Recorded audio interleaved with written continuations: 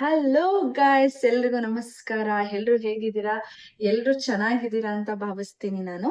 And ಇವತ್ತು ಏನ್ special ಅಂದ್ರೆ ಕಡೆ ಕಾರ್ತಿಕ ಸೋಮವಾರ ಆಗಿರೋದ್ರಿಂದ ದೇವಸ್ಥಾನಕ್ಕೆ ಹೋಗೋದೇ ಸ್ಪೆಷಲ್. ಎಲ್ರು ಈಗ ಮನೇಲಿ ಆಲ್ರೆಡಿ ಪೂಜೆ ಎಲ್ಲ ಮುಗಿಸ್ಕೊಂಡಿದೀವಿ, ಎಲ್ಲ ಫ್ರೆಶ್ ಅಪ್ ಆಗಿ. ಅಪ್ಪ ಮತ್ತೆ ಹಸ್ಬೆಂಡ್ ಬಂದ್ಮೇಲೆ ಸಂಜೆ ದೇವಸ್ಥಾನಕ್ಕೆ ಹೋಗಿ ದೀಪ ಹಚ್ಚಿ ಬರೋದೇ ಸ್ಪೆಷಲ್ ಇವತ್ತು, ಯಾಕಂದ್ರೆ ಕಡೆ ಕಾರ್ತಿಕ ಸೋಮವಾರ ಆಗಿರೋದ್ರಿಂದ. ಅಂಡ್ ಬನ್ನಿ ಯಾವ್ಯಾವ ದೇವಸ್ಥಾನಕ್ಕೆ ಹೋಗ್ತೀವಿ, ದೀಪ ಹಚ್ತೀವಿ ಅಂತ ತೋರಿಸ್ತೀನಿ. ಮತ್ ಇವತ್ತು ಏನ್ ಕ್ವಶನ್ ಅಂತಂದ್ರೆ, ಮೈಯೆಲ್ಲ ಒರಟು ಮನ್ಸ್ ಮಾತ್ರ ಸ್ವೀಟ್ ಸ್ಮೂತ್.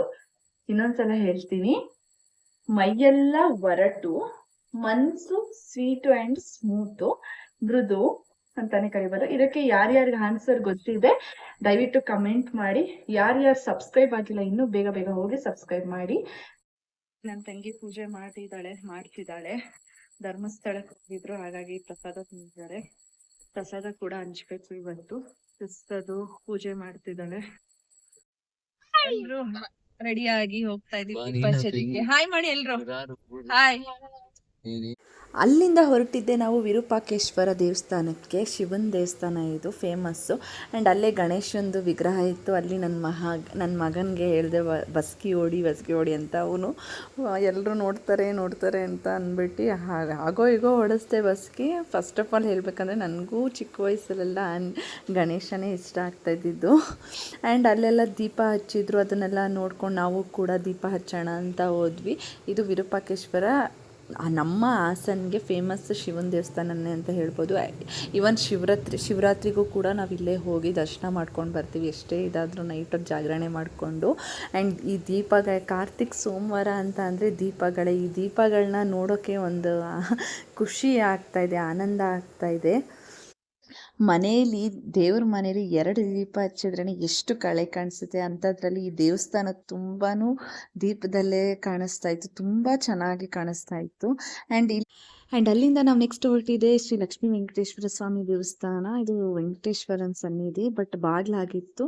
ಆದರೂ ಕೂಡ ಪರವಾಗಿಲ್ಲ ಅಂತ ಅಲ್ಲಿ ಬಾಗಿಲಲ್ಲೇ ದೀಪ ಹಚ್ಚು ಅಲ್ಲಿ ದೇವ್ರ ಮೆರವಣಿಗೆ ಕೂಡ ನಡೀತಾ ಇತ್ತು. ಅಲ್ಲೂ ಕೂಡ ದೇವ್ರ ದರ್ಶನ ಮಾಡಿಕೊಂಡು ನಾವು ಒಳಗಡೆ ಆಗಿಲ್ಲ ಅಂದ್ರೂ ಹೊರಗಡೆ ದೇವ್ರ ದರ್ಶನ ಆಯಿತು. ಆ್ಯಂಡ್ ನೆಕ್ಸ್ಟ್ ಹೋಗಿದ್ದೆ ನಮ್ಮ ರಾಯರ ಮಠಕ್ಕೆ. ನಾನು ಆರಾಧಿಸೋ ರಾಯರ ಮಠಕ್ಕೆ ಹೋಗಿ ಅಲ್ಲೂ ಕೂಡ ಎಲ್ಲ ಕ್ಲೋಸಿಂಗ್ ಆಗ್ತಾಯಿತ್ತು, ಆದರೂ ಬಿಡಲಿಲ್ಲ, ಹೋಗಿ ದೀಪ ಹಚ್ಚಿ. ಆ್ಯಂಡ್ ನೆಕ್ಸ್ಟ್ ನಮ್ಮ ಹಾಸನನ ಕಾಯುವಂಥ ಹಾಸನಾಂಬ ತಾಯಿಗೂ ದೀಪ ಹಚ್ಚಿ, ಹಾಸನಾಂಬ ಟೆಂಪಲಲ್ಲಿ ಸಿದ್ದೇಶ್ವರ ಸ್ವಾಮಿ ಕೂಡ ಇರೋದು, ಅಲ್ಲೂ ಕೂಡ ದೀಪಗಳನ್ನ ಹಚ್ಚಿ. ಇದು ಫುಲ್ ಹಾಸನಾಂಬ ದೇವಸ್ಥಾನ, ತುಂಬ ಚೆನ್ನಾಗಿ ದೀಪದಲ್ಲಿ ಅಲಂಕಾರನ ಮಾಡಿದ್ರು. ಆ್ಯಂಡ್ ಅಲ್ಲಿ ಕೂಡ ಭಜನೆ ಕೂಡ ಮಾಡಿಸ್ತಾ ಇದ್ರು, ಎಲ್ಲ ನೋಡಿ ಕಣ್ಣು ತುಂಬಿಸ್ಕೊಂಡು. ಆ್ಯಂಡ್ ಅಲ್ಲಿಂದ ನೆಕ್ಸ್ಟ್ ಹೋಗಿದ್ದೆ ದೇವಿಯಮ್ಮ ದೇವಸ್ಥಾನಕ್ಕೆ. ಅಲ್ಲೂ ಕೂಡ ದೀಪಗಳ ಅಲಂಕಾರಗಳು ನಡೆಸಿದ್ರು. ಅದು ಕೂಡ ಟೇಬಲ್ ಸುತ್ತಲೂ ಇಟ್ಟು ಪೂಜೆ ಮಾಡಿದ್ರು. ತುಂಬ ಚೆನ್ನಾಗಿ ಅನಿಸ್ತು ನನಗಂತೂ. ಈ ದೇವಸ್ಥಾನದಲ್ಲಿ ಕೂಡ ಪ್ರಸಾದ ಕೂಡ ಮಾಡಿಸಿದ್ರು, ದೀಪಗಳ ಹಚ್ಚಿ. ಆ್ಯಂಡ್ ಇಲ್ಲಿ ತೋರಿಸ್ತಾ ಇದ್ದೀನಲ್ಲ, ಆ ದೇವರು ಕರಬೀರ ಸ್ವಾಮಿ ಮಧ್ಯದಲ್ಲಿರೋದು Deviyamma. And left side yellow colour ಇರೋ ದೇವರು ವೀರಭದ್ರ ಅಂತ. ಆ್ಯಂಡ್ ದೇವ್ರ ದರ್ಶನ ಎಲ್ಲ ಮಾಡಿ ನನ್ನ ಫೇವ್ರೆಟ್ ಸ್ವೀಟ್ ತಿನ್ಕೊಂಡು ಬಂದ್ವಿ. ಎಲ್ಲ ದೇವರ ದರ್ಶನಗಳು ಕೂಡ ಚೆನ್ನಾಗಿ ಆಯಿತು ನನಗೆ. ಮನೆಗೆ ಬಂದಾದ್ಮೇಲೆ ನನ್ನ ಮಗಂದು ಸ್ವಲ್ಪ ಪಝಲ್ ಏನೋ ವರ್ಕ್ ಕೊಟ್ಟಿದ್ರು, ಆ್ಯಕ್ಟಿವಿಟಿ ವರ್ಕು. ಅದನ್ನು ವೀಡಿಯೋ ಮಾಡಿ ಅವ್ರ ಮ್ಯಾಮ್ಗೆ ಕಳಿಸ್ಬೇಕಿತ್ತು. ಅದನ್ನು ಕೂಡ ಸ್ವಲ್ಪ ಅವನಿಗೆ ಐಡಿಯಾಗಳನ್ನ ಕೊಟ್ಟು ಪ್ರಿಪೇರ್ ಮಾಡಿ ವೀಡಿಯೋಗಳನ್ನ ಮಾಡಿಸಿ ಕಳಿಸ್ದೆ ಅವ್ರ ಮ್ಯಾಮ್ಗೂ ವೀಡಿಯೋ. ಆ್ಯಂಡ್ ಲಾಸ್ಟ್ ವೀಡಿಯೋದಲ್ಲಿ ನಾನು ಏನು ಹೇಳಿದೆ ಅಂತ ಅಂದರೆ, ಮೈಯೆಲ್ಲ ಒರಟು ಮನ್ಸು ಮಾತ್ರ ಮೃದು ಅನ್ನೋ ಕ್ವಶನ್ನ ಕೇಳಿದ್ದೆ. ಅದಕ್ಕೆ ಆನ್ಸರ್ ಬಂದು ಹಳಸಲೆಣ್ಣು.